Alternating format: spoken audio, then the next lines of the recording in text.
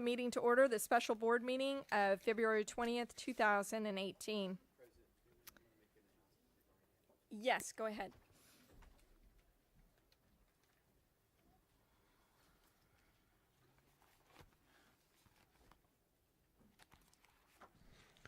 Good evening. I have Angela Renhel, who's going to make a quick announcement.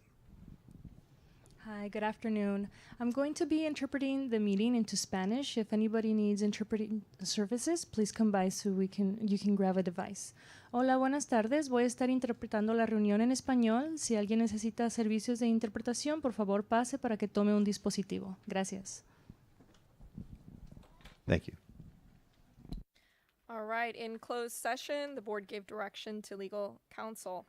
Moving on to the first item on agenda, which is approval of resolution number 17 16 18 to 16 regarding the petition to establish a Connecting Waters charter school in the Central Valley.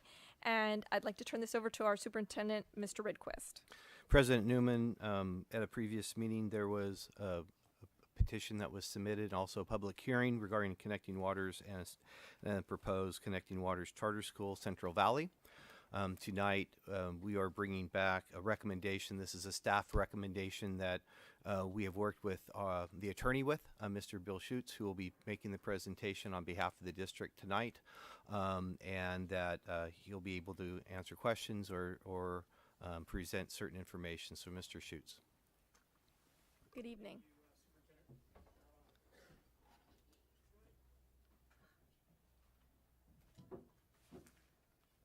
We're in business. Okay. Thank you, Superintendent Ridquist. Good evening, President Newman and trustees. I am Bill Schutz. I'm with counsel for the district, Dennis Oliver Kelly. I won't belabor the history. You guys remember this petition was before you. We had a public hearing, and it was received at the January 22nd board meeting. By way of history, the Connecting Waters, authorized by Waterford School District, currently operates 2 resource centers within Modesto City Schools boundaries. The petitioner stated in their the reason that they submitted a petition to Modesto City Schools is because of the Anderson court decision confirmed that their existing locations are out of compliance with the geographic location limitations of the Education Code. As a result, the petitioner submitted a petition to Modesto City Schools seeking approval to establish the new charter school, and in an effort basically to keep their Modesto locations open. Specifically, the petitioners state they want to be able to continue to serve their students and families who use and recognize the importance of a resource center to enhance their child's educational success, and they need this physical resource centers in order to do so. The Education Code, Section 47605, and implementing regulations set forth certain legal requirements for the establishment of charter schools.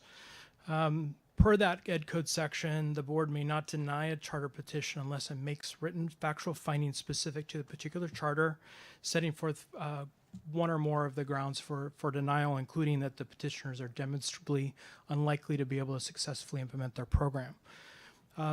After the petition was received, staff, all different members from staff and legal reviewed and analyzed the charter petition. We analyzed additional documentation provided by the petitioners in response to multiple requests for information. Staff met with petitioners at their existing resource center to see what that site looks like. And based on that analysis, multiple issues and concerns regarding the petition and the proposed operation of the charter were identified, and that was brought to the attention of the petitioners. As part of that, we requested that they agree to extend the deadline to taking action on the board meeting to a later date, actually the one in March, so that these items could be addressed that had been identified. Ultimately, the parties agreed that the board decision, whether to grant or deny the petition, would be at tonight's board meeting.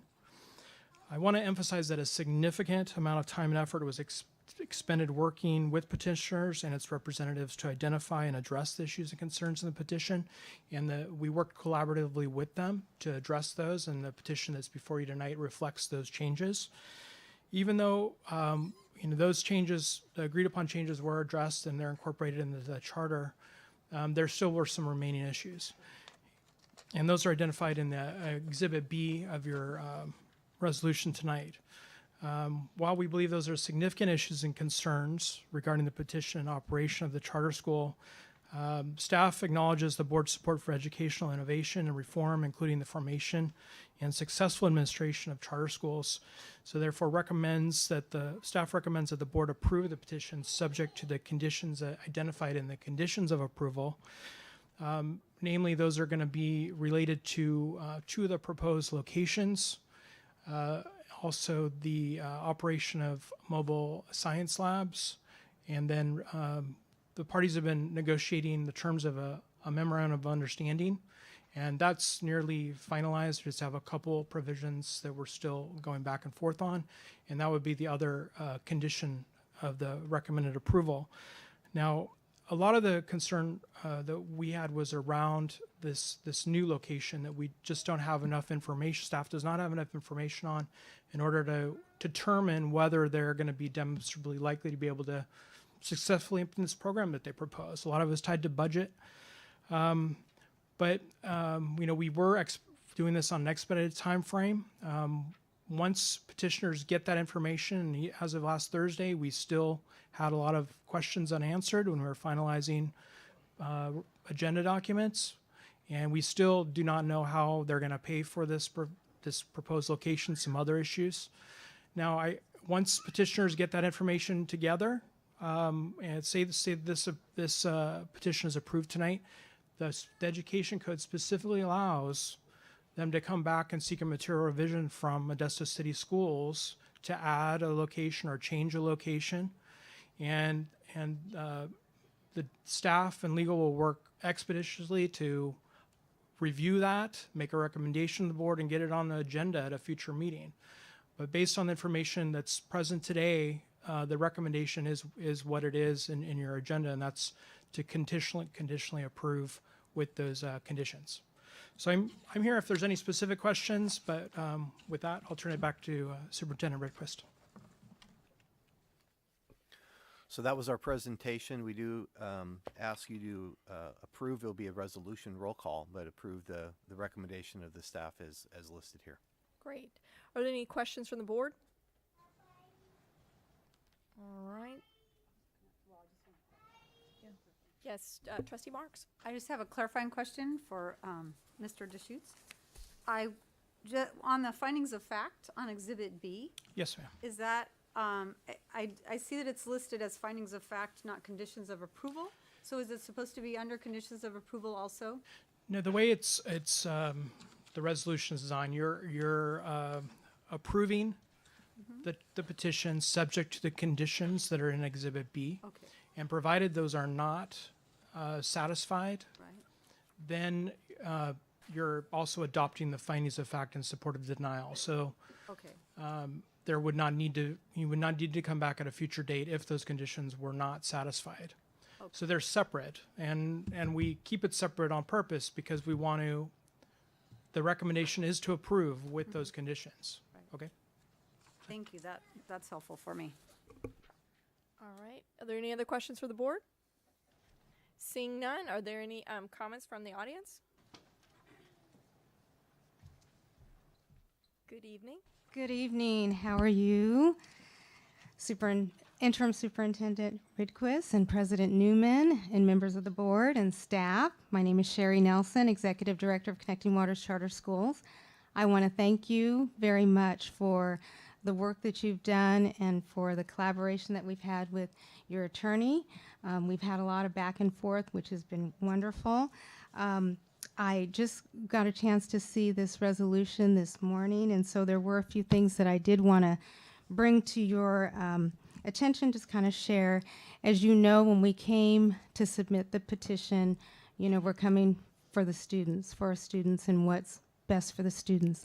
I believe that's the same that each of the board members, you're concerned with the students and their education. So for our students, we're very concerned as well.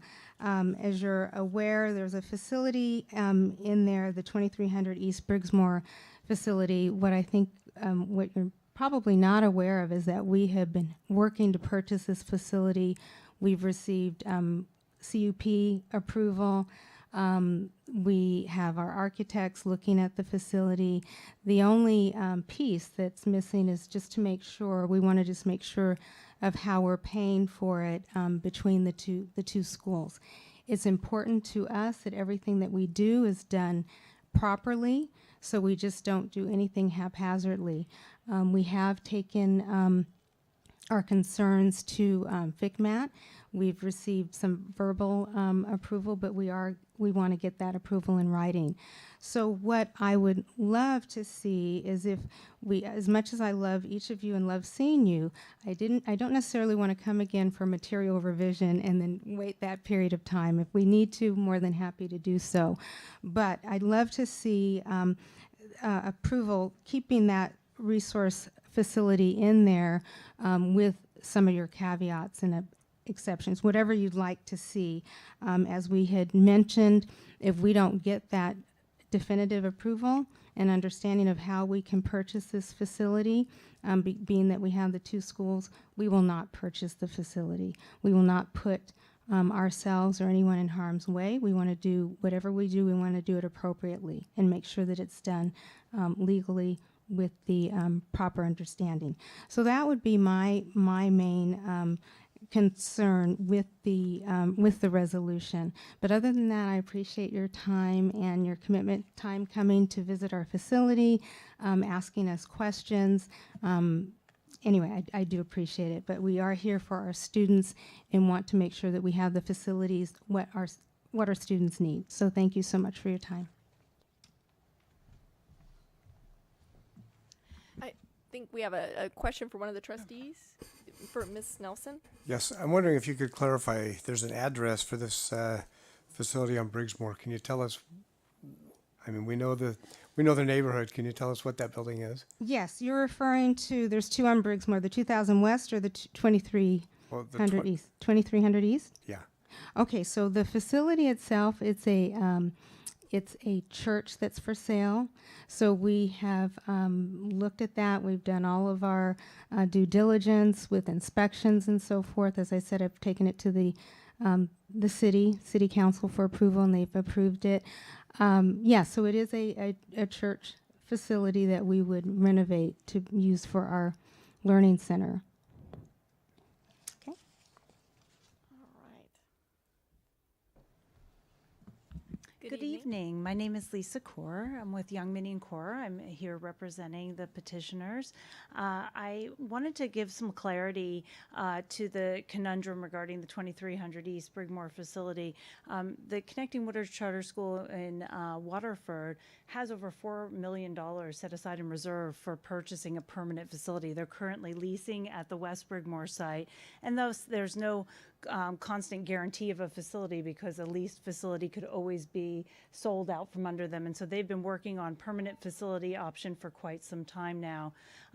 What we were waiting for was one, this charter approval, and number two, also to understand, to ensure the appropriate lawful transfer of funds between the Connecting Water Charter School Waterford and the Connecting Waters Charter School CV, Central Valley. We know that it is lawful under Education Code Section 47633C. It would allow that Waterford Charter School Board, which is the same corporate board, to use its public funds for any public school purpose. But we don't know the vehicle that we're able to be used. The state auditor has said that a short-term loan is the best vehicle for such a transfer, whereas FICMAT verbally has said no, the money should follow the children who move from the Waterford school to this school, and so it can be just a one-time transfer. And so what we're waiting for is some sort of affirmation from FICMAT as to the vehicle to be utilized in writing. We agree with FICMAT, and we're hoping that what we can get in writing is that an agreement that the Waterford school can do a one-time transfer of funds. So what we're hoping that you'll do is approve the charter and condition the use of that facility on us being able to show you the FICMAT approval letter and also any financial backup as well. Additionally, the facility in Union City, just to clarify, is an adjacent county resource center. It is lawful under 47605.1C. The law does allow for non-classified classroom-based charter schools to utilize resource centers in adjacent counties. This would just allow any student that is within the adjacent counties that if that facility would be closer, we could allow them over there to access special education services, testing services, or meetings with their teachers in an easier way and not force them to have to come down to Modesto. And then lastly, I'm hoping that you will approve the use of the science labs, but only if they're parked in front of the existing resource centers here in Modesto boundaries. As you know, in order to get A through G credit, a student needs a wet lab. Right now, the mobile labs allow students who are graduating that access to the wet lab course, and we'd just like to see them as an additional room attached to our existing resource centers. That would be lawful under 47605A. The facility would be operating within your boundaries, and we would just park them in front of each of those current resource centers, the West Brigmore and the Tully Road facilities, and only those facilities. And so we would limit it in that way. We're hoping that you'll approve and adjust the conditions in that way. I appreciate your time. Of course, we'd also agree to any conditions such as pre-inspection by your team if there was any concern that those facilities were not ready for student use. Thank you. Is there any questions I can answer before I sit down? Thank you so much. I appreciate you giving me a little extra time.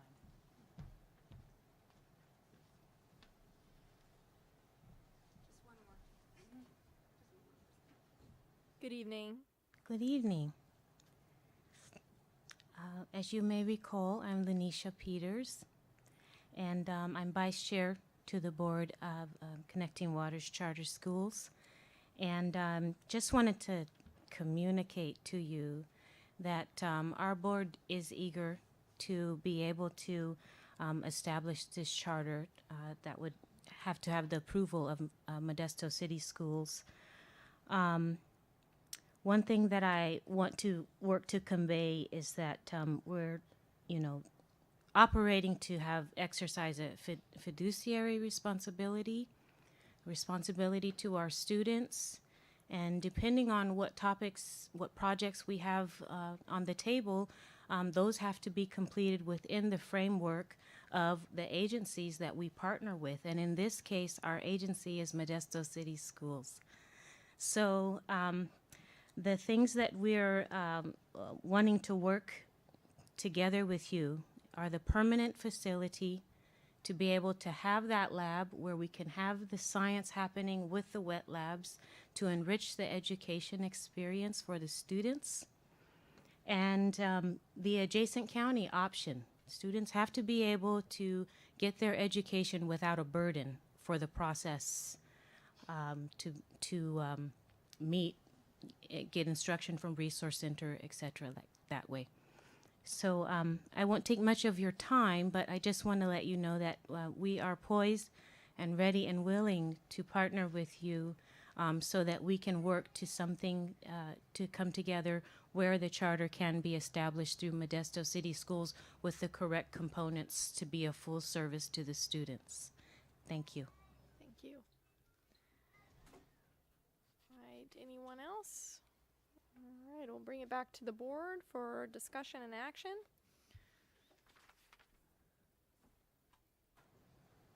Superintendent? Oh. Trustee Walker first. I would just say, commend everybody, both our attorneys and your staff, and all the individuals that have been in this process. It moved along very rapidly. I think that takes teamwork. And all my time on the board, I've never received more email about anything other than this. I mean, literally, it's 1, 2, 3 a day. And it's not just people on staff, it's parents, it's students. They're all different stories, which is enlightening. Friends that I didn't know had children graduate. I think that's all to be commended. I think that we move forward, and I would encourage other fellows 10 days out to come back with the other pieces to complete it. I's dotted, T's crossed. I don't think that's a huge hurdle, and then wrap it up. But it's been an interesting process because I've learned quite a bit. And I think teamwork is certainly a good way to start. Superintendent Rydquist. Just a couple of things. First of all, I'd like to thank Sherry Nelson and the team as we worked through. We did visit We enjoyed our visit. We had a lot of questions, and they gave a lot of answers. And so we've come a long way in a short period of time, and I want to acknowledge Ms. Nelson and her efforts with that. I do want to just kind of double back in that the district does have a supervisory or there is a role that we serve in the relationship with them, and that's why we're taking, just as they are, taking this very seriously. And so none of this is taken lightly. It's been, a lot of work on a lot of people's part in a short period of time, and I think that represents the people that are sitting over there and people that are sitting up here. The second thing was that I just want to make sure that Bill Schutz, if you had any clarifications to add based upon anything that came up tonight, have the opportunity. So, Bill? Thank you. I just wanted to clarify a couple things related to the new location. Some of the things you just heard a minute ago, we are hearing for the first time tonight. We had a lot of back and forth dialogue to get information about that location, and the recommendation was based on the information that was provided. And it's still uncertain how they're going to, regarding that facility, and reiterate that they can come back as a material revision, and that the recommendation is to allow them to continue to operate at their two existing resource center locations in Modesto. Related to the Union City location, that is the current location of the Connecting Waters East Bay Charter that's operated by or authorized by Alameda County Board of Education. Whatever the decision tonight will have no impact on their ability to continue to operate that location under that charter. And then related to the mobile science lab, again, that was the first restriction on the operation of that. The legal basis, again, for operating it as they proposed in their charter has not been provided. And our understanding is they have existing science labs at their physical resource center facility in Modesto. So we question why they need one at that site. But regardless, as the petition reads, they are operating, traveling wherever it may lie, which could have some, could be violating the geographic site location limitations, which causes concern. Thank you. Any more comments from the board? Are we ready for a motion? This is a resolution, so we'll take a motion and then a resolution.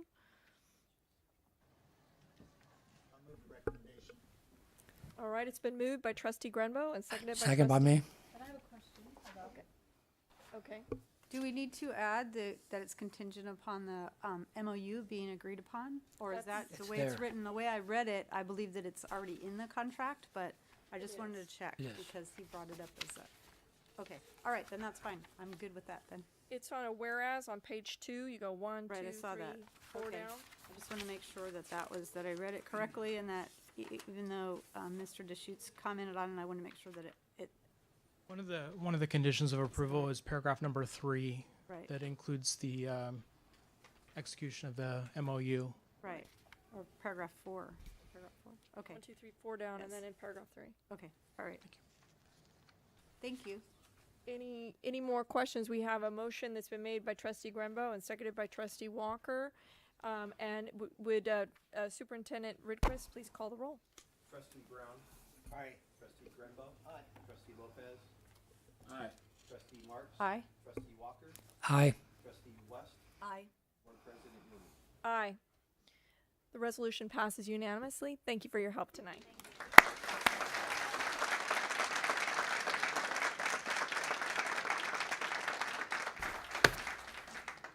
All right, this takes us on to the second item on the agenda for the evening, which is an interview, selection, and approval of the superintendent search firm. And I believe that, looking in the audience, I think that most of them should all be here at this point, or if not, they're coming. Any rate, we have DLA and Associates is first, and I would ask, I can't make you leave since this is a public meeting, but that I would ask that in the interest of fairness to the other applicants, that that only the first applicant be in the room during the interview, and then the next applicants would come in. So I'm going to give everybody a few minutes to get situated. Give people a minute to get out. And so the first search firm on the list is DLA, and the next is, I believe, put it down. Hang on. Something that could help you?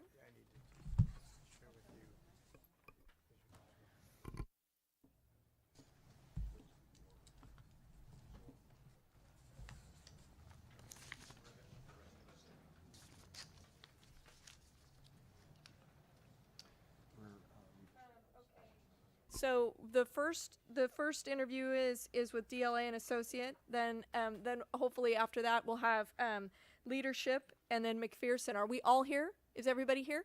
Yes, ma'am. We've got somebody from leadership. Can I raise a hand? Yep, and somebody from McPherson. Yes. All right, thank you. So if you guys could wait in the little annex right there, I'll have somebody come get you. If that would be okay. I can't make you leave, but if you could, that would probably be in the interest of fairness. Oh, the microphone is on out there? Oh, okay. Well, that's not going to work that well at all. Actually, we've talked to each other, and they're going to step outside, and we'll step outside. So. Oh, okay. that Thank you. works. So thank you. Didn't realize the microphone went out there. Well, that's something we learn every night. Okay. Oh yeah. Okay. Okay. All right. Very good. Okay. Okay, and I apologize. We were running a little bit behind. We had a lengthy closed session, so I apologize that it was running behind. So we do have a number of questions, and so the board members have the questions. So can I get someone who's going to volunteer to ask question number 1? Trustee Walker. Question number 2. Okay, Trustee Brown. Question number 3. I'll do 3. And question number 4. All right. Trustee West. And then I will ask question number 5. I think I'm the one that wrote that down, unless if you're okay with that. Oh, okay. Unless you want. Yeah, that'd be good. Okay. All right. All right. And so, do you want to start off by making a few statements, or and then we'll go from there? Introductions That's fine. first. You have your questions lined out, I think. So. Yeah, Fine with why us. don't you go ahead and take a few minutes to introduce yourselves, and then we can get started with the questions if you have any presentations to make as well. That will work. My name is Joe Condon. I'm a retired superintendent, as most of the search consultants are, and we're with Dave Long and Associates. And Sure, and my name is Richard Tower, and I'm a retired superintendent, and I'm with Dave Long Associates as well. Where were you gentlemen superintendents? I was superintendent in LA and Ventura counties. And I was in Orange County. You have a proposal from us. We actually brought that to you this evening, so I know you haven't had a chance, excuse me, to look at it. There are 3 biographies in there, mine, Richard's, and a third one is Alan Rasmussen. He's a retired superintendent from Merced City. He'll be the 3rd person on this team. He's unable to make the meeting tonight, but I just wanted you to know that. He and Richard do some consulting work in the Valley and continue to work here. So I'll just go through a brief presentation. We'll kind of share this if that's okay, and then it's open for Q&A. So we'll try and be expeditious about your time. So thank you. We continue to work in our industry, if you will. We teach graduate school. We do training of superintendents. We do training of HR people. We do coaching of superintendents. We do coaching of school boards. Sometimes school boards don't get along, and they want somebody to come in and help them do that. We do work with school boards and superintendents to establish goals for the school district and to facilitate the evaluation of the superintendent. So that's kind of the work we do in addition to that. Dave Long is a retired Secretary of Education, actually the last Secretary of Education we had in the state of California. And so he has a nationwide presence, and so that helps us as far as recruiting. 93% of the superintendents we have placed remain in their position today. That's of last June. The remaining 7% have either retired or moved on to other districts. So I think that's a percentage that's important. One of the things we commit to you is we will not come back and recruit your superintendent. If we work with you and we place the superintendent, we don't come back 2, 3, or 4 years later and recruit them to another job. We don't believe that's a professional way to handle it. We won't do it directly or indirectly. So in other words, I won't have a friend call your superintendent on my behalf. We just don't operate that way. Richard, I'll let you take it from there. Okay, good, thank you. Thank you.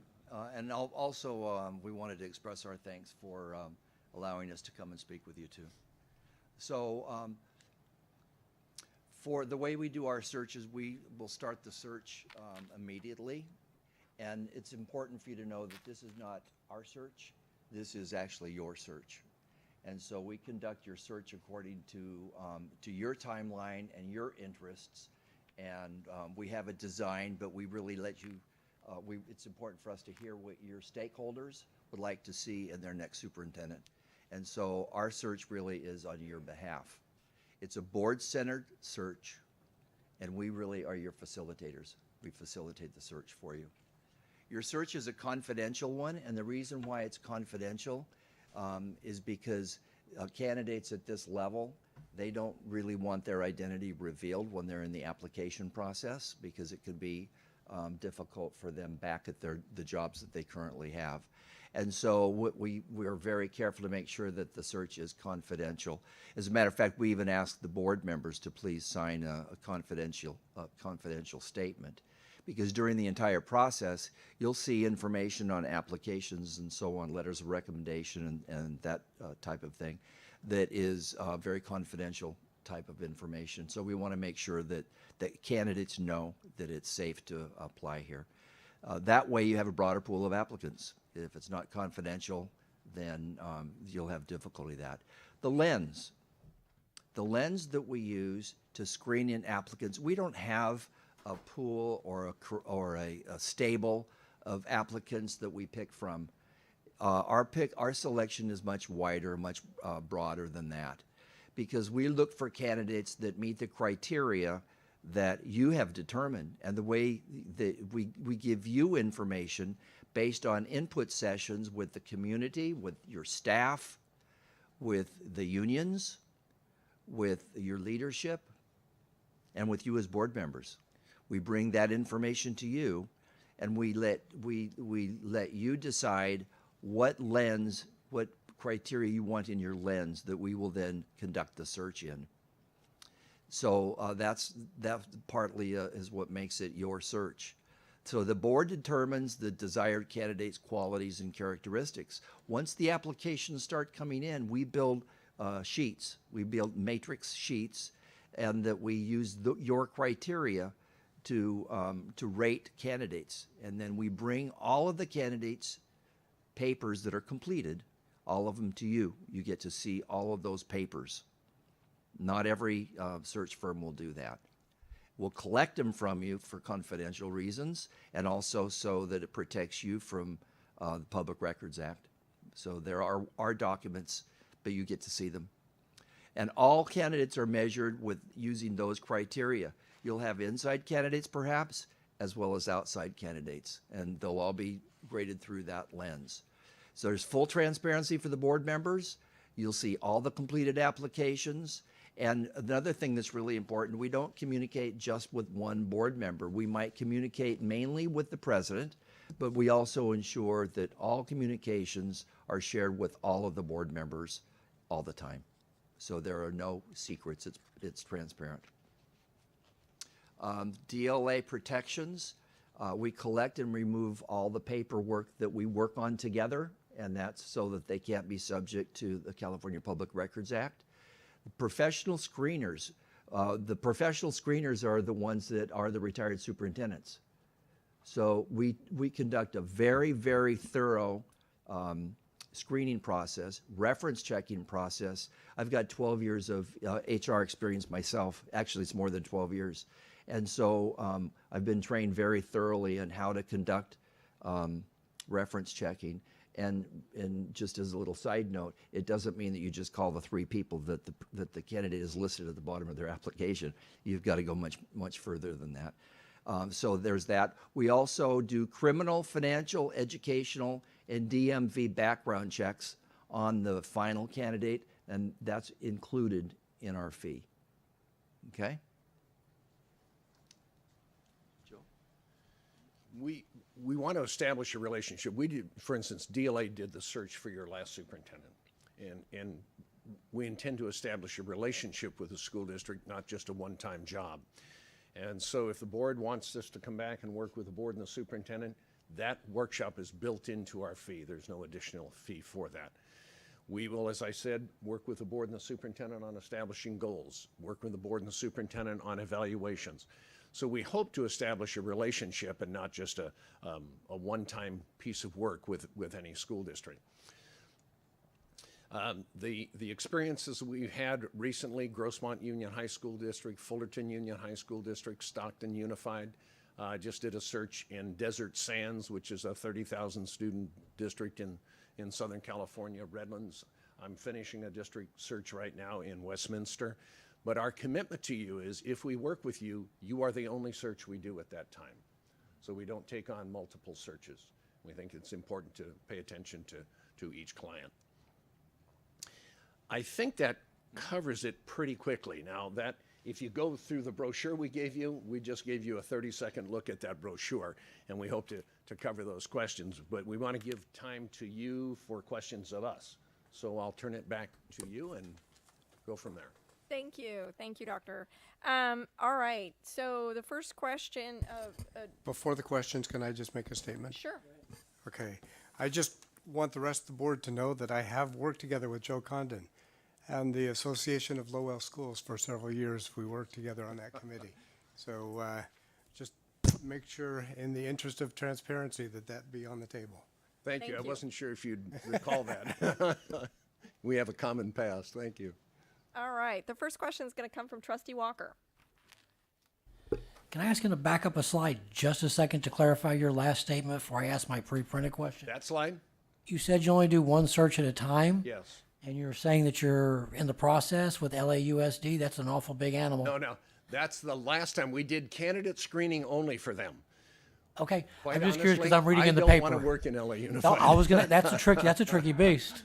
I've been following that for years. Yeah, All right. So have we. So, during the drawing of our trustee district election lines recently, the district was unable to engage the community using online resources or public meetings. Can you provide more details on how you intend to effectuate an online survey of community members, stakeholders, and parents?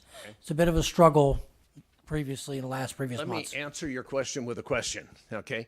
Generally speaking, it's our practice to work with the technology department in the school district, assuming that you have email addresses of community members, that you're collecting that when people register.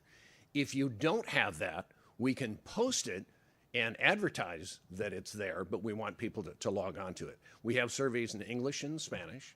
I brought some with me tonight just to show you different districts use different content and formats. But we have that available, and it's something we would encourage you to do, especially in a district this size with the diversity that you have. So we would work through your tech department, and assuming they can pump out the addresses and notify people of such, that's generally a common practice. Does that answer your question? Okay. Well, I think so. I just think it's a challenge because we haven't had a very successful way of sort of reaching out and getting the community to engage that way.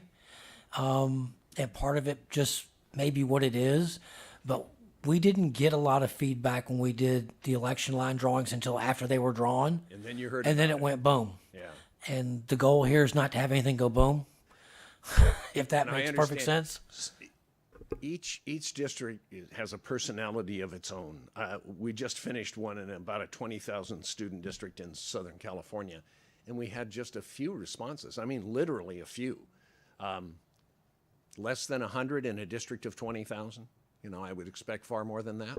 So some of that is the culture of the community. You have up there that you just recently did Stockton. What was sort of the play what happened there? Because they're close enough of a neighbor. Yeah. And demographically, they would not be that far off of us. I didn't do Stockton, so I didn't do the search, so I'm a little at loss to give you those details. I can find out, but I don't have them. Okay. May I ask a question on that too? You have a telephone calling system, right? Correct. District-wide They can reach out and automatic notify from the telephone. phones. Okay. Have you ever done phone Survey Monkeys? Not with SurveyMonkey that I'm aware of, and staff would be better to answer that than I would, but they certainly use this through our PIO office. As a parent with a student, I get notified anytime something is going on, and it does go out district-wide. And In one district, we did and it'll do hit a- my phone, Oh, yeah. It'll hit my house phone, it'll hit the website, and then my wife's will go off. And so In one that is district, there. we did do a Survey Monkey by phone, and it worked pretty well. Got a lot of respondents, I'll put it that way. Your PIO is invaluable in this process. Yes, so. they are. Right. The second question, Trustee Brown. Yes, what unique and successful consensus building processes have you developed or used for a board who may be split on candidates or other issues? So you're really talking about the board rather than the community? Is that correct? On this one? My experience, and Richard can speak for himself, my experience is the process of selecting a superintendent really aligns the board rather than splits the board. But I will tell you, candidates research the board as carefully as we research candidates. They'll log on, they'll read your minutes. If you post video, audio, meetings, they'll check those out because their career's right on you. They want to be successful because that's the success of their career. So Richard outlined it a few minutes ago, and I'll move off of that for a minute. You tell us who you want us to meet in the community. We'll hold community meetings. Usually we hold meetings at high schools because they're a little more centrally located. So we'll hold community meetings. We'll hold meetings with unions. We'll hold open meetings with employees. We'll hold meetings with district leadership, with site leadership to gather a consensus of what they're looking for. We'll bring it back to you and say, this is what we've heard, but you have to tell us also what you want. And from that, we develop a profile. And it's the profile that we use to recruit and screen. But within the board internally, the process is critical. That's why we start with confidentiality, because we've had situations where candidates talk to board members. And so we tell candidates, if you do that, we eliminate you from the process. That helps the process right there. And then secondarily, the board has to force some agreement in an alignment of what they're looking for. That's kind of the board's work. We'll help you do that. We'll facilitate it, but the board has to do that work. Does that get to that? Richard, No, that's fine. Okay. Thank you. All right. The next question is Trustee Marks. So what is your plan to engage with the community and other relevant stakeholders to gather input on the direction for the district, given that there is a fairly large information gap due to the lack of consistent media coverage? So I think you've covered some of that. I but- think we have, but some of that we're going to say to you, who do you want us to meet with? Some districts want us to meet with an organization of church ministers and priests, ministers, priests, and rabbis. Some want us to meet with city council or cities council, depending on the school district, with board of realtors, with community groups. There are retirement areas in some communities that are large, and they want us to go out and meet with them. But ultimately, we'll bring that back to you and say, this is what we heard. Now, we're not going to ask them on what direction they think the district should take, because we see it as the board's prerogative along with the superintendent. But we will ask them the qualities, the characteristics, and the experiences that they believe a successful superintendent needs to have in order to be successful in the district. Is that? Yeah, help? thank you. Okay. That's great. Thank you. All right. The fourth question would be for Trustee West. Sorry. I know we both have short names. What do you see as our biggest obstacle in this search, and how would your firm assist us in turning that obstacle into a success story? That's a great question. I gotta think about that one. From listening to you, your greatest obstacle probably will be engaging the community outside of your employee groups. I would guess, just from the nature of your questions, it would be. Now, if you have local televisions, you want to advertise on that. If you have local radio and you want to advertise on that. If you have a call-out system, which you do, we can do that. To turn that into an asset means we recruit people that match your needs. And so, as Richard said, we don't have a stable that we move from district to district, although we teach in graduate programs and all those kinds of things. But we look to match what you need in experience and background with the candidate pool, and that's who we bring to you. So I'm a little at loss to say, I know your district so well that I know the liabilities that you're trying to fill, but you're going to have to teach us what those are so that we can recruit in those areas. I don't know if you want to comment. No, I don't really have anything to add to that. I don't detect that there really is a particular obstacle in your case. You're near universities, you're near other school districts, population centers. It's not difficult to get here. I don't know that there would be really an obstacle. So I think you'd be fine. But I look at the smiles on your faces and I think, you know what I don't know. All right, thank you. I think, is there any, on the last question, we have an internal candidate. We have an interim superintendent, and so we anticipate an internal candidate. And so is there, after you get community input and stakeholder input, is there an early opt-out in your contract in the event we determine that a search is not necessary? You know, as I tell my wife, everything is negotiable, except she usually wins in the negotiations. Yes, we have done that. So if we bring that inside candidates to the board, and the board says, before we go any further, we'd like to look at this person first, then certainly we can do that.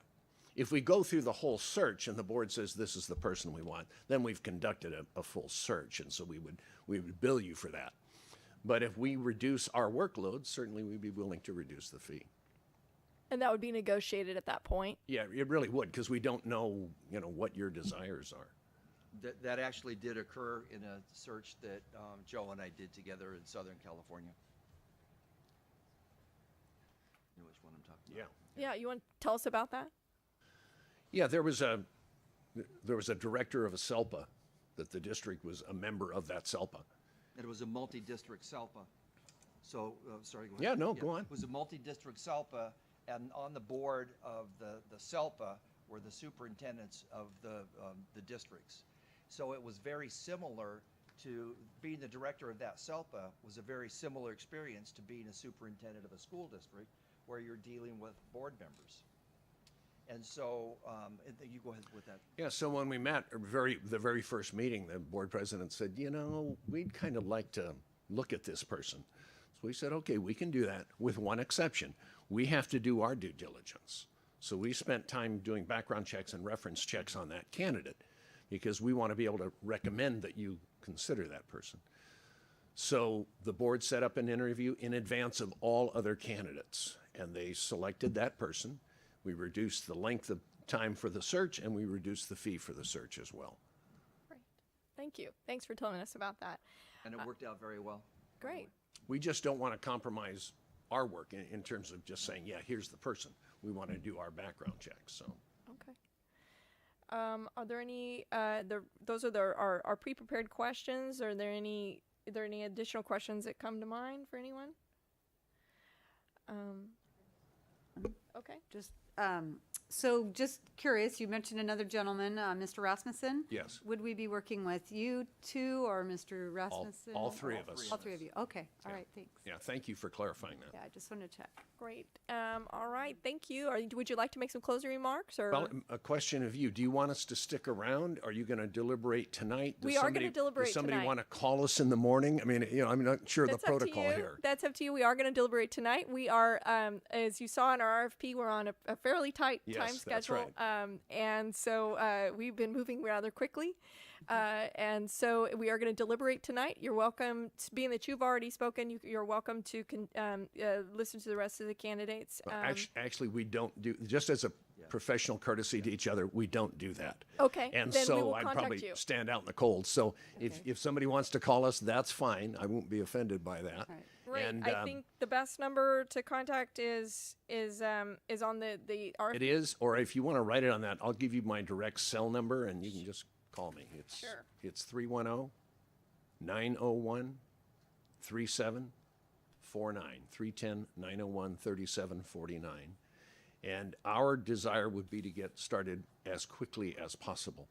So the first meeting with the board, we would go through kind of a 3-ring binder, actually, that starts the search in the very beginning and ends the search at the very end. And then we would ask for permission to talk with your legal counsel, whoever would handle the contract, the development of the contract, because our experience has been we don't want to wait till the end and say, oh, we need a contract. So we'd rather get up front. We'd like to know which board member we would be in touch with, and sometimes it's the president, sometimes it's not. So we'd like to know who that contact person is so we can get things moving as quickly as possible. Great. Okay? Thank you. Thanks for the chance Thank to you, be here. gentlemen, for your time. We appreciate it. Thank you. Very much. Nice to meet you all. Yes, you too.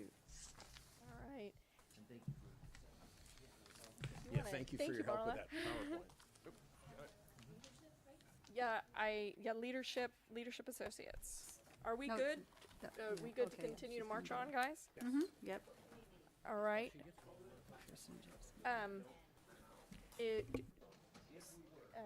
Trustee Marks, would you be willing to swap out your question number 3 with for Trustee Lopez?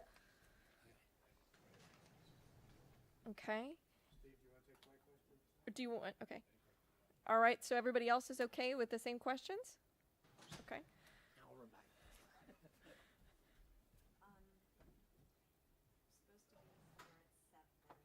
We should be okay.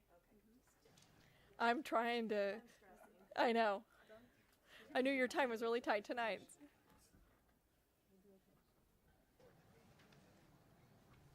And I think we'll take public comment after the interviews are done, and then before we take action. So we'll take public comment then.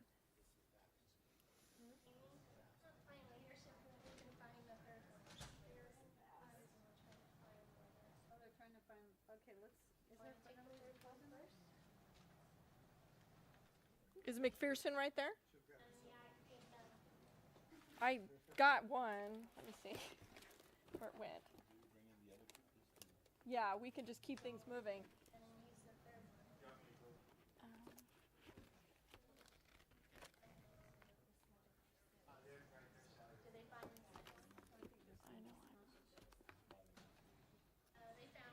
Okay, good.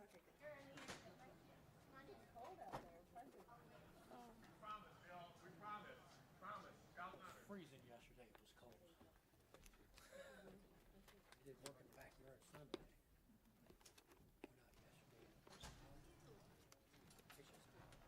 Oh, here it is. I knew I had a sticky with it on it. Okay, come on up to the podium and introduce yourselves. Welcome. I'm Amy Newman. I'm president of the board, and I think I spoke with you on the phone. At least Yes, one you of did. Yes. Yes. Great. Thank you. All right, go ahead. okay. What way we're doing this tonight is if you want to give a brief presentation, and then we have some questions that we're asking each of the applicants. And so we'll go through first of all with your presentation, and then the questions. Okay, and we did send, thank you, yes, thank you very much. Well, first of all, thank you very much for this opportunity to come before you this evening. I'm Sally Frazier from Leadership Associates, and I have been 7 years with Leadership Associates, and prior to that, I spent 24 years as Madera County Superintendent of Schools. My first contract was a temporary substitute contract with Modesto City Schools in middle of the year as a speech and language pathologist. So I welcome back. Uh-oh. I'm Eric Andrew, and I'm the recently retired superintendent from the Campbell Union School District. I was there for 7.5 years. In terms of my record, I've been an instructional assistant, a teacher, an district office administrator, and so on. And really pleased to be here and get a chance to tell you what leadership has to offer. And Sally, you want to go ahead? I also like to mention that the slide that will show, one of them will show also a Juan Garza. Juan is also a member of our consulting team that would be working with Modesto City Schools. And Juan just recently retired from Kings Canyon Unified School District in Fresno County, and he was there for 15 years. And Juan is bilingual, so that has been very helpful for us in many of our community input sessions. So I just thought I would add that. Given this opportunity, we really would see this as an honor to work with you in the recruitment and selection of a pool of candidates that reflects the uniquenesses of the Modesto City community.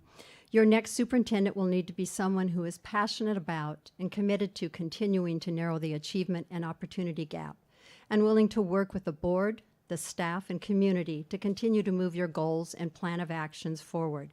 And that includes your Future Ready initiative. That was quite intriguing. That was fun to read about. We know that you can help, we can help you find your next superintendent, and we are committed to working with you. We know California schools, and we have a proven track record of recruiting a quality of pool of candidates that reflect the students of your district and interest of your stakeholders. We want our superintendents and our boards to be successful. We are an executive education search firm, and we specialize in serving the complex California educational environment. We have extensive resources that enable us to recruit high-quality candidates who meet the profile that will be developed by your board and the stakeholders within your community. Our success since 1996 is primarily based on our ability to recruit high-quality candidates who stay on the job. We wouldn't stay in business if we didn't deliver the goods. And that's why we have done well over 365 searches throughout the state of California. We have a strong track record of success in helping boards find candidates who match the criteria that you're looking for. And we know that you want candidates with the communication, leadership, management, and suitability characters that will provide the excellent leadership that your district and your community want and deserve. We want to find candidates who share your core values and are committed to achieving your vision and your mission. We know that there are many potential candidates out there, but they will not all be the right match for Modesto City Schools. We value the importance of the match of the candidate with the profile, and that's really key in our searches, is ensuring that we're watching the criteria that you have established and the skill set of the individuals that we bring before you. For sure. And our goal primarily is to ensure that we don't just find you a superintendent.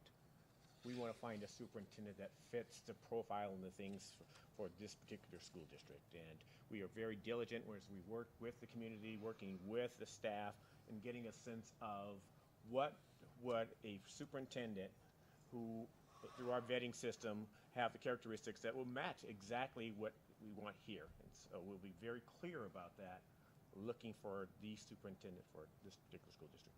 Okay, we have the next slide. We wanted to do a sampling of some of the more recent searches, and these are all searches that at least one, if not more than one, of the members of our proposed team for Modesto City has been involved with. Fresno Unified, San Ramon Valley Unified, Vallejo City Unified, Pittsburgh Unified, Folsom Cordova Unified, and Mount Diablo Unified. Many of those were just this past year or a couple of years. Most of them were not more than 5 years. I think Mount Diablo may have been 5 years ago. And those are some of our recent searches that we have done. Next. We do have extensive reach. In addition to the Association of California School Administrators, which all of our partners are members, we are also associated with the American Association of School Administrators, the California Association of Latino Superintendents and Administrators. In fact, David Verdugo, one of our partners, is the current executive director of that association.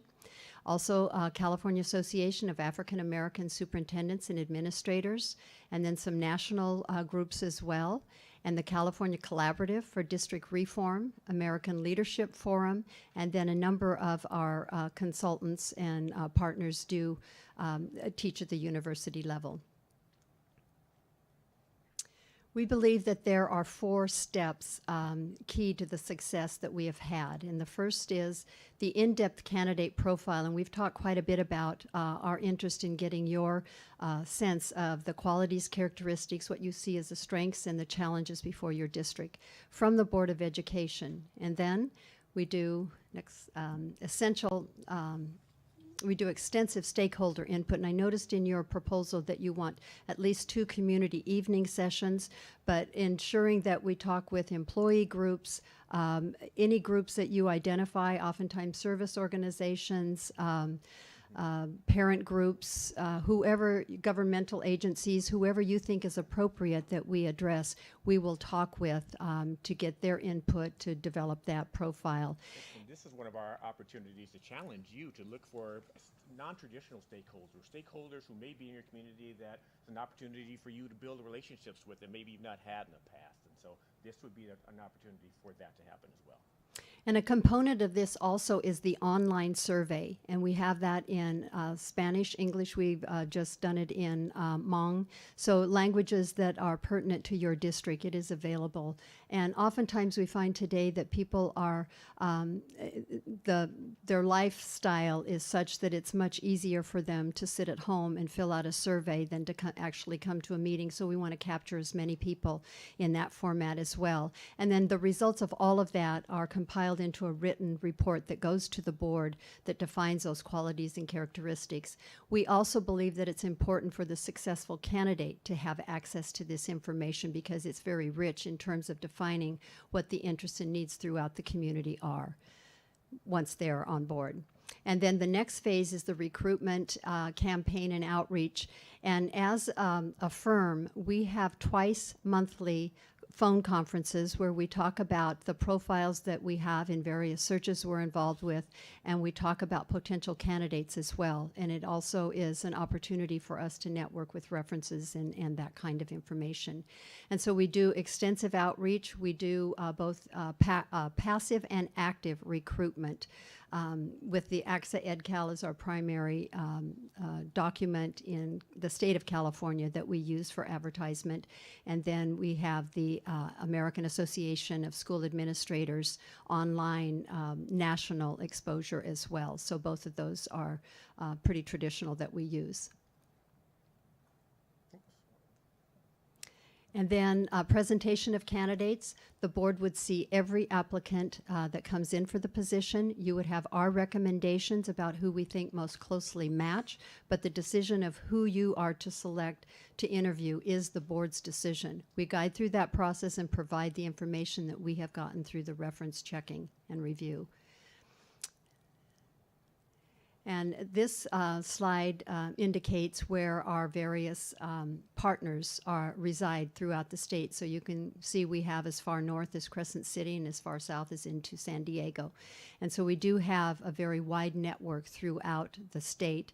And again, these are all partners within the association, within our firm. Sandy Thorstenson just joined our firm, and she most recently was chair of the California Collaborative for Educational Excellence. And I did mention David Verdugo and his role with the Latino superintendents and administrators.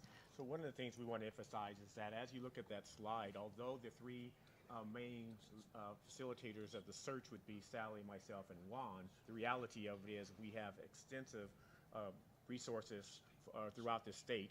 And as Sally mentioned, I really want to emphasize this, and that is we are all partners in the firm. So it's not a case where we go out and consult with people outside. We are partners. We meet, as Sally said, every other Tuesday. We talk about the current searches. We have candidates that we vetted. When we're looking at the references, it's important for us to know that we have people who can contact not only the references that the candidate submits, but someone who knows someone who can give us a thorough background that's a little different, because I don't know about you guys, but I've never had someone submit a reference letter that was bad. And so our ability to go back and find other people who may know that candidate is a rich resource for us and a rich resource for the districts that we work with.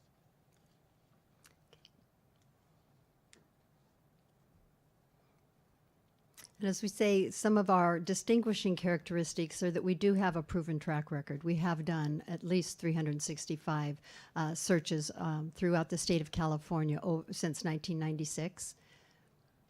We're all former superintendents. We have diverse backgrounds. We have various sizes of districts that we have had experience with, and then, of course, mine with the county office.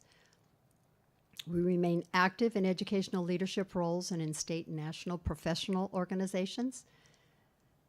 And we find candidates, again, the right match to the profile that you and your stakeholders have created for your district.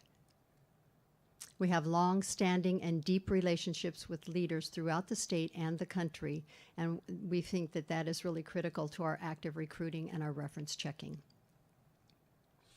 We represent regions, as we showed in the slide with the state of California. And then the final one talks about our phases. And I wanted to talk a little bit about this. The first phase is that initial meeting that I think in your proposal was March 7th. that would go in depth with the board about the qualities and characteristics that you're seeking, and again, the strengths and the challenges you see before your district. And then a part of that would also be a closed session where we would talk with you about specific candidates that you may want to ensure that we have names of so that we can work to contact them. The second phase is that community and staff input. And I noticed in your proposed timeline that you had an April-May to talk about the input. And I'd like to just suggest that that might be a bit late to do that, because typically what we use that input session for is to develop the position description.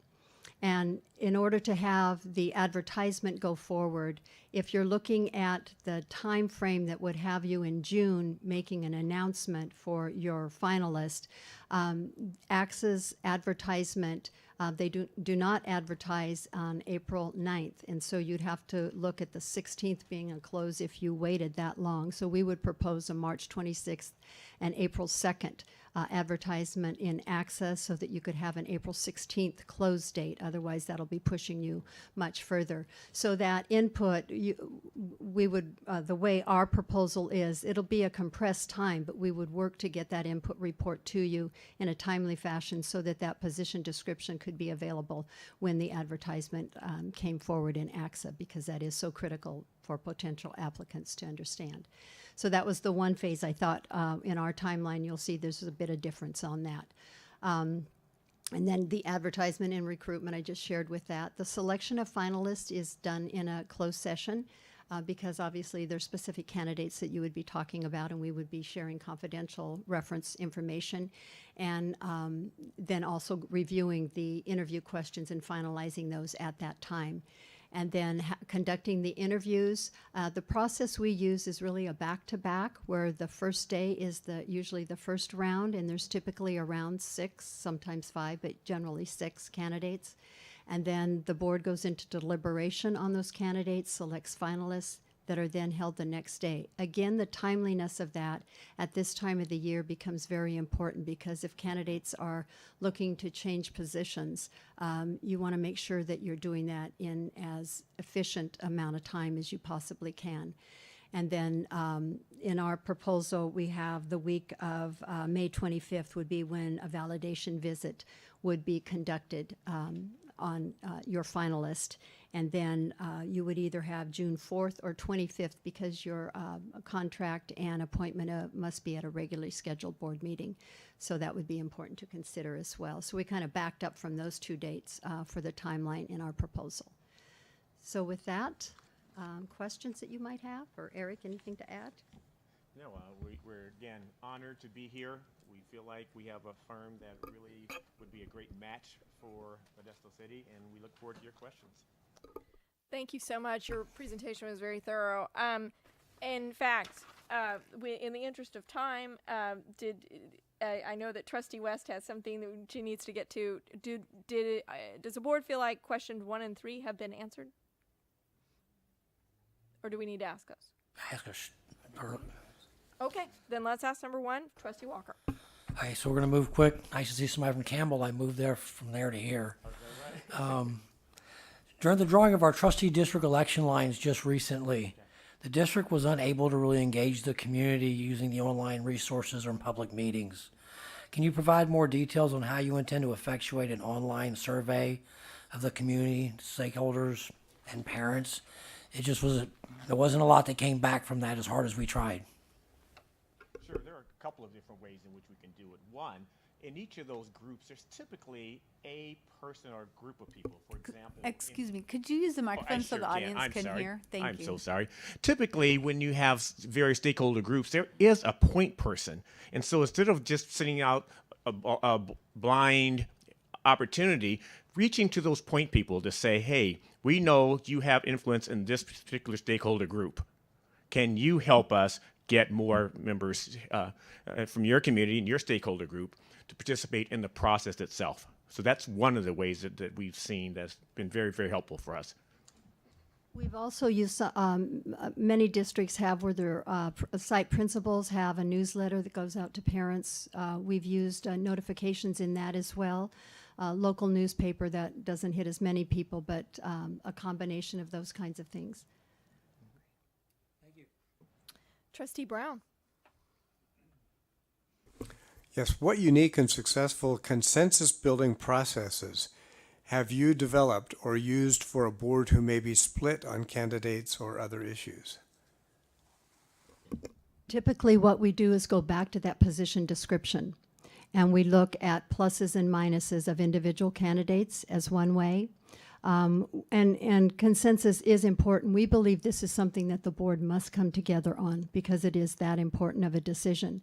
So we spend the time that's needed to go through bringing people back. We ask that people take notes as they're going through the interview process also, and reference back your notes. What is it, using the data that you have before you, asking you to go back and look at that. So just a lot of reference back to what it is your community said you were seeking, how it matches up with the characteristics that you're finding in the people that you're under consideration. Thank you. Trustee Lopez, number 3. What is your plan to engage with community and other relevant stakeholders to gather input on the direction for the district, given that there is a fairly large information gap due to the lack of consistent media coverage? You already kind of addressed that. Sure. State that one more time, please. What is your plan to engage with community and other relevant stakeholders to gather input on the direction for the district, given that there's a fairly large information gap due to the lack of consistent media coverage? I think the first thing we would do, even in setting up these stakeholder groups, is talk to you about what medium do you actually use to get information out. So there's a need for us to give suggestions on maybe you can expand some of the coverage. Again, going back to key people in the community to do such. And that's one of a couple of strategies that we've used. But really to take a look, what do you have in place? And then we can give you suggestions and things. Well, here's what we've used in other districts, that when we've had problems getting enough people to take the online survey, for example, here are some strategies that we've used. Do you extend it? Do you contact? Do you do newsletters and those types of things to really reach out? Because our job is to be as complete and to really reach out and facilitate this process. We have patience. Although we do have timelines, our time is committed to those districts. So oftentimes, if there are times that we look at and we don't have enough data, let's sit together and talk about what else do we need to do, and not just close the door and say, well, the timeline's done. We will go back out and say, let's make sure we have the time and take the time, because this is an important decision, and the input of your community is extremely important to the success of the board as well as with the candidates themselves. Thank you. Trustee West. What do you see as our biggest obstacle in the search, and how would your firm assist us in turning that obstacle into a success story? Obstacle may be timeline. I think this is a highly desirable district. It has challenges, but all districts have challenges. So I really think it's more the time frame.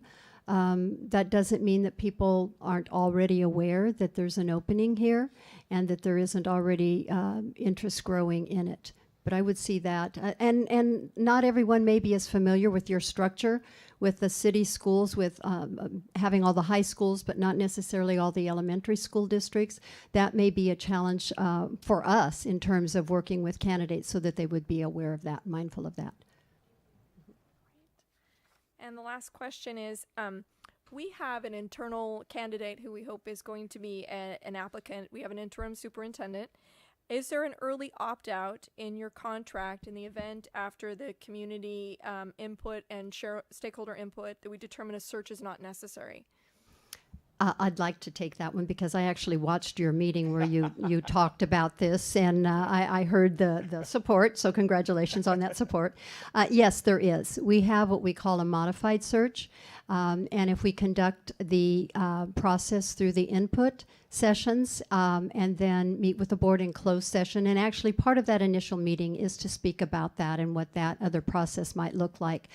We can then still help develop the interview questions, sit through the interview, but we would suggest that be as much as possible before it gets added too long out and about, because there is a cost to doing that. And the cost for it would be probably about 50% of the total cost, because it would take out all of the reference review and that, so it does decrease the cost as much. Okay. And that would be negotiated depending on when that timeline, if it Absolutely. occurs. Yes. Okay. Thank you so much. I think they've given a very thorough presentation, and so thank you for your time. And we have one other applicant, so thank you. You are welcome to stay. I can't force anyone out, but I guess We guys have are- we have an understanding. You have a protocol, so we know each other. I will be calling you and letting you know the board is going to make a decision tonight. Thank Very you so good. much. Thank you guys so much, and good luck in your search. Thank Yes, you. Thank you.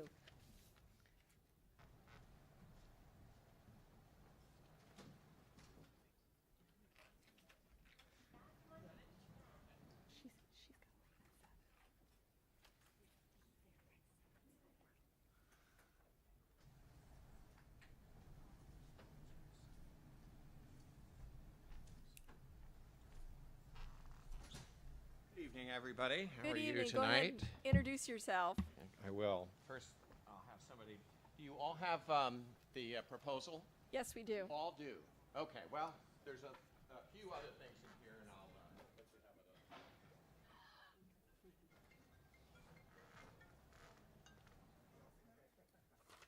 That must be a candidate for this job, do you suppose? My name's Bill Hewitt, and I am the lead consultant for McPherson and Jacobson in California. I've been with the firm for 5 years now and have done a dozen searches for them. My background is an educator in the Central Valley. I was 22 years in Elk Grove, hi Craig, Elk Grove Unified School District, and was principal at Elk Grove High School and opened Florin High School many years ago. I was superintendent for 16 years in Dixon, California, Lodi Unified for 8 years, and then in Berkeley for the last 5 years. I am currently the interim superintendent in Banta, small district only a half hour away from you, I figured out today, and have also done an interim superintendency in Linden. A couple of other things about me as a consultant is that I joined this firm from another firm because I really believe in the process that this firm has. It's a engaging process that puts a lot of emphasis on working for you as a board and having your stakeholders as a meaningful part of the process. So that's what sets us apart from other firms, and the reason that CSBA endorsed this group. With me, Bob, I wanted to mention one other thing too. I was, and still am, a consultant with Western Association of Schools and Colleges. I write and have written in the past their criteria and their standards for accreditation. And I actually was accreditation chair for Davis High School here 4 years ago, I think. Yeah, 3 or 4 years ago. So I know your school district from inside a little bit, just a little bit, and certainly outside from all the times I visited here as a high school principal and assistant superintendent. Okay, if I can, how much time do I have for presentation? We have questions to ask, and we have one board member that needs to leave at what time? 6:45, 10 to 7. Okay, so we would like to deliberate with her. So we have some questions, and so just about a 5-minute presentation would be great. Quick presentation then. Yeah. Okay. All right. If we can go ahead and advance the slide to the third slide. Oh, I have it right here. I can do that. All right. All right. We are a leading national search firm. There is some advantage in having a national search firm because we have access to consultants throughout the country. I want to mention, though, that we really depend on our California consultants. We have 15 consultants in California that are part of this, and we all work on all of our searches. We have 8 searches going on currently in California. We're known for sustainability of leadership. 80% of our selections are in the same seat after 5 years and 60% after 10 years, which is quite remarkable. And in California, we're better than that right now, but this firm has only been in California for 5 years, so time will tell on that. And we emphasize that the boards hire, we work for you. Our biggest job is the recruitment and the connections that we have. And again, I think I mentioned the thing that sets us apart is our stakeholder engagement. And again, sponsored by CSBA. The importance of that is that CSBA interviewed all of the firms and chose this one because the biggest concern that they heard from boards was the problem that boards ran into doing this in the dark, if you will. And while we still emphasize confidentiality and making sure that those that are applying have some protections as they apply, we're able to engage your stakeholders in the process, which I'll talk about in a moment. And that's what does set us apart. We use 5 phases of the search process, and I'll very briefly go through those. Some of these are very similar to what you've heard tonight, and some are different. So since time is limited, I'll go ahead and give you the areas that are different. First of all, in our first phase, we meet with you, and we are criteria-driven. That is something that's a little different about us. We spend a bit of time with you coming up with the criteria that you have, that you put up for what you want in your superintendent. We use that criteria throughout the whole process. We use it when we recruit. We use it, every candidate has to write specifically to your criteria, not a generic one. And we use it even when we help you select who your final candidate is going to be. We stack up what they have said in the interview questions, which are written to the criteria. And that helps you decide who the best match is for your school district. Okay? The second phase is stakeholder input and recruitment. We're very thorough in engaging your stakeholders, and we do whatever it takes, whatever you wish for us to do, to meet with your stakeholders and to get them involved in telling us what they're looking for in a superintendent. We ask them 4 questions. What's good about their community? What's good about the schools and the school district? What are the issues that the school district is facing so that we can get a good match with a candidate's strengths and the issues you have that need solving? And then finally, the traditional question, what are the skills, attributes, and characteristics you're looking for in a superintendent? So I think, wow, look at that. I also like to say we develop a promotional brochure for you. We go through the advertisement and vacancy process. And so this is all of the setting up, if you will, of the phase. And then I want to talk a minute about recruitment. One of the strengths, I think, and this is where I want to introduce Bob Ferguson. The other consultant that will be working with me is Bob Ferguson. He's a very well-connected superintendent in California. I think everybody knows Bob. He and I, during our time, have been officers in the Northern California Superintendents Association. And he and I have worked together on 5 searches, and I think between the two of us, we have a very good handle on candidates out there. He comes from the Bay Area. I'm from the Central Valley, and so we feel that this is a strong team for you. Both of us have extensive secondary experience. We also will bring in a 3rd consultant for part of the search, Aida Buelna, who is a superintendent, was a superintendent in Esparto and has been an active participant in Latino organizations up and down the state and speaks fluent Spanish. And she will help us access your Spanish-speaking communities directly. When we go ahead and get input from your stakeholders, we also provide a survey, and we can do that in multiple languages for you that ask the same 4 questions. So that's a little different. And we go the extra yard. I like to say one search that I did, we asked the board, how is it that we can access your parents? And they said, well, the best way is to get up early and go out to the schools when the moms are bringing their children to school. And you know what? We did that for 3 days in a row, and they were right. The board knows. The board knows how to you know, how to engage their parents. And we got some of the best parent input from that because, you know, the moms would come in with their kids in hand and we just ask them, can you take a half an hour and sit down with us and tell us what you're looking for in a superintendent? So that's the type of thing that we'll do for you. Okay. The third phase is evaluation of the candidates. Very briefly, I think I'll go ahead and tell you that we're very thorough working for CSBA and our firm. We're very thorough in evaluating the candidates. We use 3 levels of investigation in vetting candidates.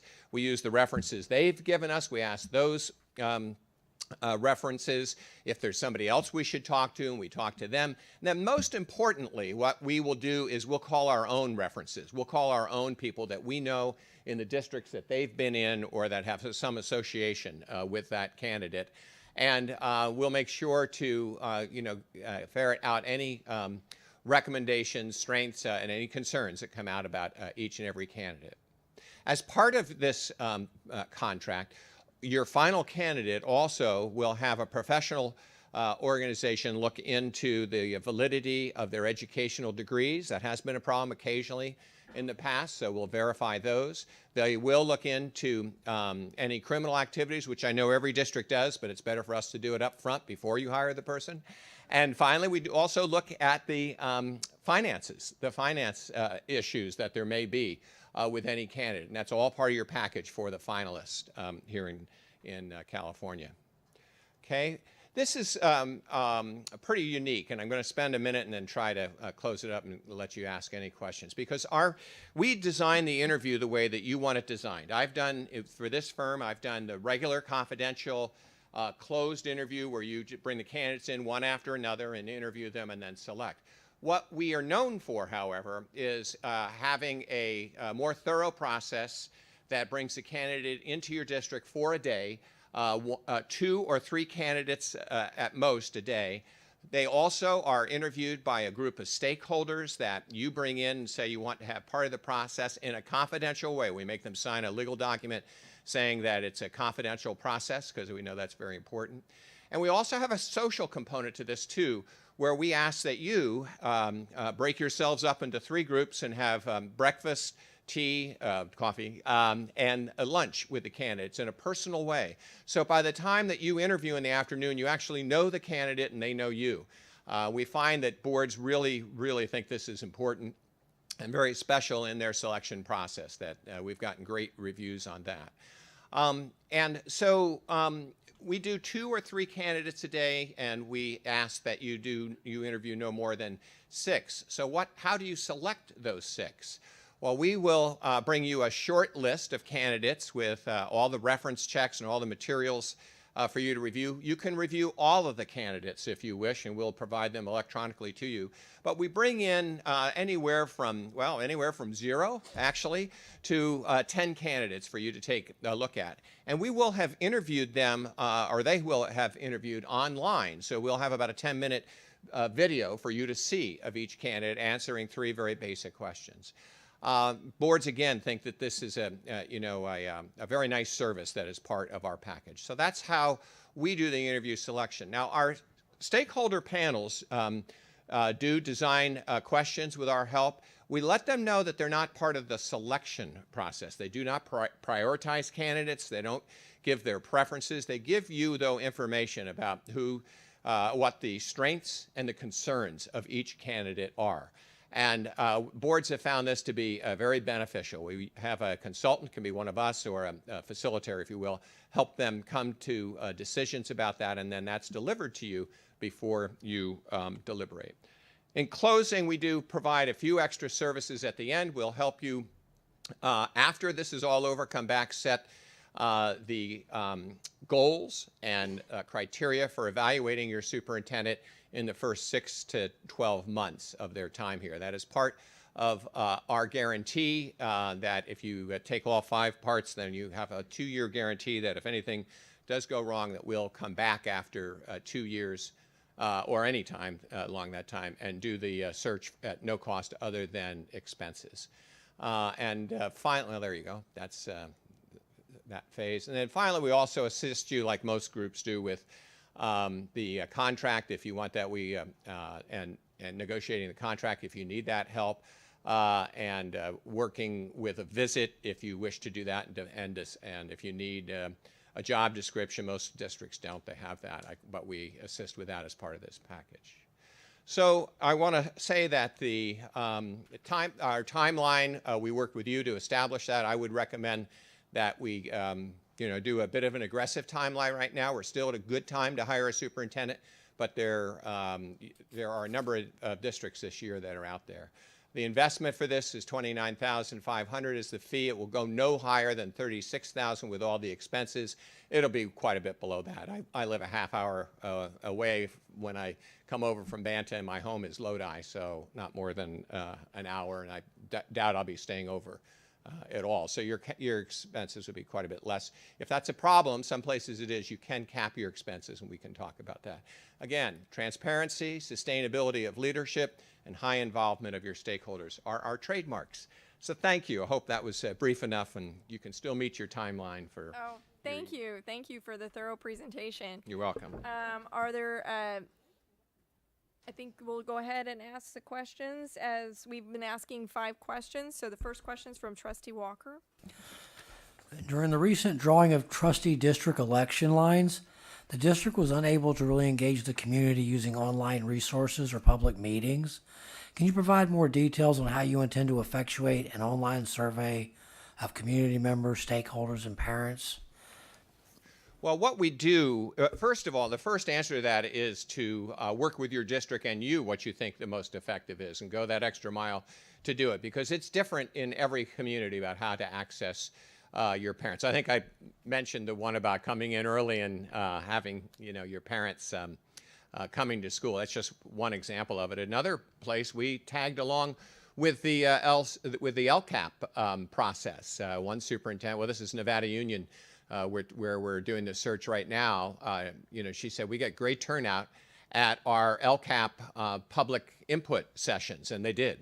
And she said, would you come up every time we do it and be a part of that? And so we are, and that's gone quite well. In terms of a survey, we just, we attach it and put it on the front of your, we ask you to put it right on your front web page. We let every group know that we're talking to, that if they know somebody else that wants to participate, to access that and to write all that in. Everything, one of the issues, or one of the trademarks, is transparency for us. We also tell parents that it counts, it makes a difference, that we're going to publish this and present it publicly back to the school board. And not every firm does that, and we believe in that. So I want to say that's really important, I think, for you and your stakeholders to listen to what the issues are and what some of the needs are. This is a great opportunity. This is a great school district, and you've had great superintendents, magnificent superintendents here. I knew your former, well, I know your superintendent now and your former superintendent, think the world of them. So you have a very good standing, with your constituents. But yet, it's always an opportunity to take on new challenges and new issues, and to match those with the candidate you have, and to be transparent about it. So we think it's very important to get stakeholder input on all of these. Hope that wasn't too long an answer. Great. Trustee Brown. What unique and successful consensus building processes have you developed or used for a board who may be split on candidates or other issues? That's a great question. And in many places where we've gone, we have done that. I want to mention one, and I think they'd be okay with it. So we did Elk Grove Unified School District, and it, at the time, wasn't an evenly split board, but there were 2 of the 7 board members that were kind of seen as, I'll just say rebels. I think they'd be okay with me saying that. And Elk Grove had a board, as you probably know, that it was very stable, that it had board members that had been there 20 and 30 years. I knew several of them. And then these were the new board members. And so, both myself and Bob Ferguson did that search. And we really worked hard to not only bring them great candidates and everything, but to find common ground. We use the nominative decision-making strategy with boards, which means we listen to each board member. We go around and hear the opinion of each board member, and we form consensus on that. When we come up with a criteria, you'll see that the first time that we use it. We'll go ahead and ask you to bring whiteboards in and to sit down with us and say, what is important to you in the superintendent? And we ask that every board member take their turn. We go around and around. I mean, it does take a couple hours, so you have to be committing to some time. But in the end of that, the board comes together with a single criteria for what they're looking for. And then we use that through the whole process. And it is amazing how that use of a criteria that the board themselves built brings them together and forms unity. Now, what happened in Elk Grove is a board that was a little bit like this or coming like this really came together under this new superintendent because of the criteria, the process, and frankly, the candidate that we recruited. Great. Trustee Lopez. Yeah, I know you mentioned this. You mentioned community input, but what is your plan to engage community and other relevant stakeholders to gather input on the direction for the district, given that there's a fairly large information gap due to lack of consistent media coverage? So if I can understand this right, are you saying that there needs to be some stakeholder education as well and information given to them so that we can get their input? Help me with your question a little bit. I would say so, yeah. Yeah. Well, we can do a number of things. One thing is we can oftentimes bring forward why we're doing this. Doing it in primary language makes a big difference. Okay, you have a lot of households where Spanish is the primary language, like a lot of our districts in the Central Valley. And Aida is wonderful at being able not only to speak in Spanish, but also understand culture and bond with people of Latino background. I think it's important for us to educate as much as to get information out. Our main goal, though, is to listen and to go to where the parents are and what they experience. Thank you. You're welcome. All right, Trustee West. What do you see as our biggest obstacle in this search, and how would your firm assist us in turning that obstacle into a success story? Well, I actually think you're going to be very attractive, so I don't think you have huge obstacles. You know, superintendents want to go where there are good boards and where there's stability, and you have both of those going for you. So in my opinion, I think you're going to have very fine candidates apply here, and there won't be big obstacles. In the Central Valley, the biggest obstacle is I don't really want to live there. There are a lot of candidates in California that either are in the South or in the Bay Area that don't realize the beauty and the wonderful opportunities that you have in living in the Central Valley. And that's kind of my job, to recruit them and to do that. And having been you know, somebody who's lived in the Central Valley for 43, no, well, I better not go to, over 40 years, let's say. You know, I really recruit and speak well of people that haven't lived here and, you know, and should experience it because in my opinion, this is the best place to live in California. Thank you. All right, the last question. We have an internal candidate that we hope would be applying for this job. It's our interim superintendent. You know him, Craig Woodquist. And after the community input and stakeholder input, is there an early opt-out in your contract in the event we determine that a search is not necessary? That's totally up to you, and yes, we can certainly do that. That's really your call about how you wish to do it. And I've experienced that twice in the 12 times that I've done searches for this firm. One time the board had a clear presence, but they wanted to go through the whole process to make sure that they said to the community, we gave a full look. The other time the board said, you know, we wouldn't be treating the other candidates right because we know now where we want to be after listening to our stakeholders. So that's totally up to you. And of course, you can actually see how it would be negotiated. If you look into your packet, we break down the cost by phase. And so if you stopped at phase 2 or 3, that's what you would be charged. All right. Okay. So that's on page... Oh, gosh. I knew you were going to do that. I think I gave you my packet. 27. Got it. Got it. Okay. All right. Thank you very much. I really appreciate you coming. We really appreciate you coming tonight. And I think that that concludes our interviews. And so we're going to bring it back to the board. But thank you. We'll be giving you a call. And I guess the best, if you could give the best phone number so you don't have to announce it publicly to our secretary, Chris. I will. Chris, that would be great. I just want to thank you for the opportunity Thank and you. to let you know I would be thrilled personally to be a part of your process, having worked so close to you and having worked with your district in certain ways in the past. So thank you very much just for this opportunity. Thank you. You're welcome. All right. So what I've done now is I've given each of you a half sheet of yellow legal paper. And if you guys just want to take a few minutes and rank the three from your number 1 choice to your number 3 choice, and then we'll collect them all together and figure out where we're at on this. So, yes, Trustee Grembo. I can't understand why we're considering outside applicants. The last 2 times we did that, we were less than successful. I'm not turning this district over to a stranger. Pam has left us with an outstanding leadership team and including a successor. We need a superintendent with a long-term commitment to the Modesto City School, not a newbie that doesn't have a knowledge of our history or our people.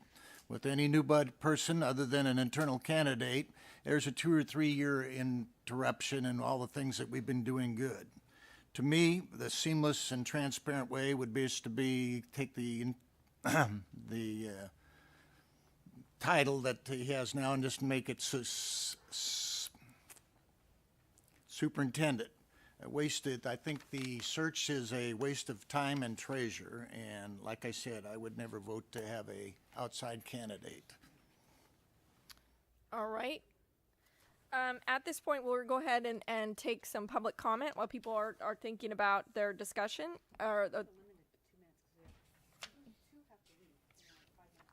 Oh, okay. Yeah, go ahead, and if we could limit the public comment, if there is any. So, Could we, how I many just people ask wanna, if we how many could, people want to comment? 1, 2, 3.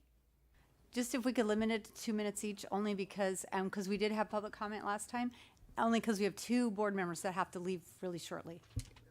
All right. Go. My name is Debbie Barrera. I am with We Are La Raza Parents Union. And Steve, what you just said right now is kind of contradicting to how us parents feel, and I'll tell you why. Mr. Craig Redecris has been HR. And when we came with valid concerns, violations, constitutional rights, they were overlooked on his watch. My question is, how will this governing board work towards bridging back trust and a sense of connection? Because under the LCAP, us parents have to feel connected. And so if we have some fresh, some new, maybe we can start trusting again, because you yourself said you don't like our kind. So where does it begin? Our trust and our bridge. Hopefully with the new superintendent, $287,000, and all I asked for in the last 4 years was quality of service. What we got under that watch, under Craig's watch and Pam's watch, was Andy coming home in a pine box. We had little boys, I'm not going to use their names because I'm going on record now. Hanshaw in a wheelchair. We had little girls that were victimized at their schools. We could not get through the gate here. We want somebody that's going to speak for us. We can have an open dialogue as it's designed under state and federal laws. Somehow or another, it's been broken. And so with a new superintendent, maybe now we can find some freshness and some goodness, like you just said, Miss West. There's obstacles in this. How can we find a success story in all of this? Thank you. All right. Next.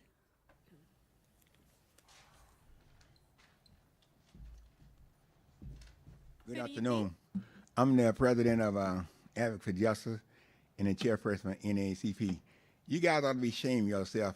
You give us 2 minutes. You can't say nothing in that. Before I start speaking, I want to say my heart go out to the people that got killed in Florida, because they deserve better than that. You can't even go to school and feel safe. And you know, you spend a lot of money when you elect the last superintendent, and you end up getting one right up from Modesto. You know what? You people need to work with us and start working against us. And this country is going to heck. You look at it every day. I'm afraid to even walk out the door, because we don't know who on our side. And the thing about it, you guys, the kids marching in Florida today, You supposed to look after our kids and help our kids. They the future of America, but you're not doing a good job. Most of you not. A few of you are. I know who's doing good and who not. Thank you very much. Thank you. Next. Good evening. I'm Aaron Anguiano. I'm the new president of the Latino Community Roundtable. Oh, great. Oh. Welcome. Nice to meet you. I think that I was thinking of what profile should the new candidate have. One of them, I think that has to be racially conscious. We have a lot of Latino children in our schools. Someone that is very interested or has good record in meeting the educational needs of the Latino children and other minorities too. Someone that also has good record in meeting the educational needs of Latino parents. I think there's per state law wasn't one time supposed to the districts allow or help adult parents to learn English, that we can, that way we can have the melting pot, you know, the American dream. The other thing is school safety. Sometimes I don't see any guards anywhere. And I think that minority or schools with a large amount of minority children could be targets at this time, given the, you know, the current national politics and the president and all that. The other thing is suspensions and expulsions. We need to just be fair to those children and to those parents and not deprive those children of an education.